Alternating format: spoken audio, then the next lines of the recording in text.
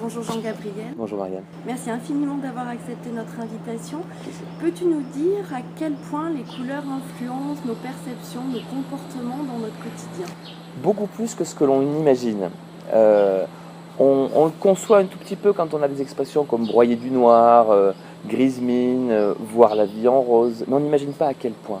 Voir la vie en rose, par exemple, ça a été étudié scientifiquement en Angleterre, où on a pris des salles de classe de maternelle qui étaient beiges, et on a repeint les murs en rose.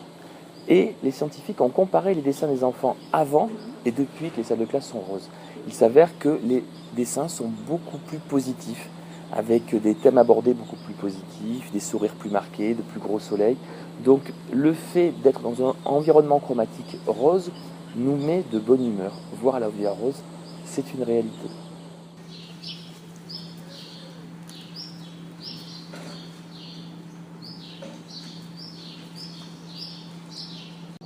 Et que penses-tu de l'influence aujourd'hui du total blanc, du total look aseptisé, épuré, notamment dans les entreprises?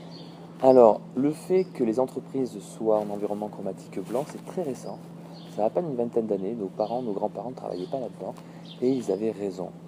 On constate, quand vous travaillez dans des bureaux blancs, comme la plupart d'entre nous, que vous avez un plus grand risque de dépression, de burn-out, d'ennui. Vous êtes moins productif et moins créatif. Le blanc est la plus mauvaise couleur en environnement chromatique. Des entreprises comme Google, par exemple, travaillent énormément sur les couleurs et l'ont étudié.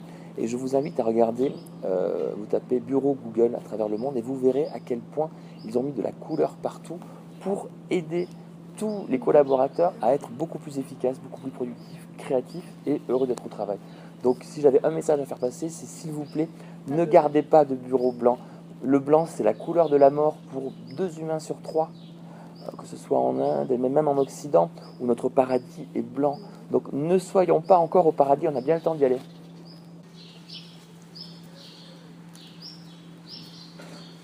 Comment choisit-on ces couleurs, Jean-Gabriel? Par exemple, se donner confiance en soi. En fait, quand on ouvre son placard à vêtements, il y a deux façons d'agir. Soit on se dit, je vais prendre ça parce que j'aurai l'air d'eux, donc en fait on se met dans le cerveau de l'autre, soit on prend ce vêtement en disant, là-dedans je vais me plaire. Et quand on cherche à se plaire à soi-même, on est beaucoup plus attiré par la couleur. Par contre, quand on suit les modes, chaque fois on se dit, oh là là, ça j'ose pas parce que c'est trop coloré, j'aurai l'air d'un perroquet, donc on n'ose pas la couleur. On ose la couleur en vacances, mais on ne l'ose pas dans la vie de tous les jours. Et c'est une erreur, parce que quand on cherche à se faire plaisir, c'est là qu'on rayonne, c'est là qu'on est beaucoup plus heureux. Je donne un exemple, par exemple, le noir. Beaucoup de personnes, beaucoup de femmes en particulier, se disent je vais mettre du noir parce que le noir amincit. Très bien, c'est absolument faux. Un exemple, une voiture dans la rue. Est-ce que la même voiture noire paraîtra plus mince ou plus légère que la même voiture blanche? Je ne crois pas.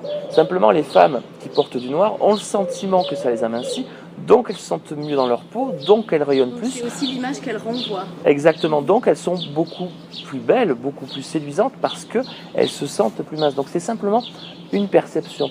Donc c'est très bien pour ces femmes-là de mettre du noir si elles ont le sentiment que ça les amincit. Petite parenthèse, ce qui amincit, ce sont plutôt les rayures ou tout ce qui va flouter la silhouette, comme tout ce qui est tenue militaire ou les fleurs, enfin voilà. Mais porter du noir, ça n'a pas aminci. Donc choisir ses couleurs, c'est s'écouter, écouter sa petite voix intérieure qui vous dit ça me correspond, ça me fait du bien. C'est la même chose en décoration. Il y a des personnes qui, sans savoir pourquoi, par exemple, qui aiment avoir une chambre rouge, par exemple. Des ados en particulier.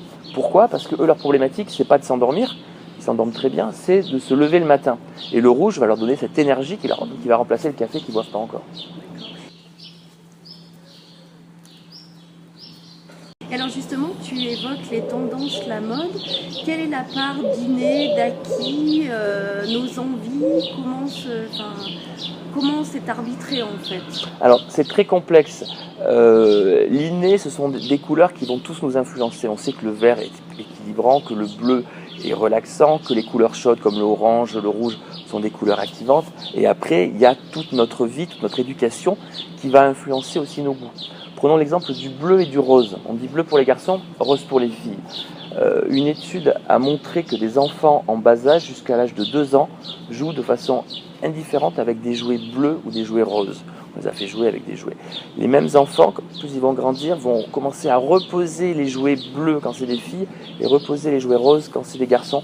Et à l'âge de 5 ans, il n'y a plus qu'un garçon sur 5 qui joue avec des jouets roses et une fille sur 5 qui joue avec des jouets bleus. C'est bien la preuve que c'est l'éducation, les parents, les frères et les sœurs, les grands frères qui vont leur dire non, ça c'est pour les filles, ça c'est pour les garçons. Donc on peut parler de normes sociales dans ce cas-là. Absolument, c'est de l'acquis. En Inde, par exemple, le rose n'est pas du tout une couleur féminine. Les hommes portent autant du rose que les femmes.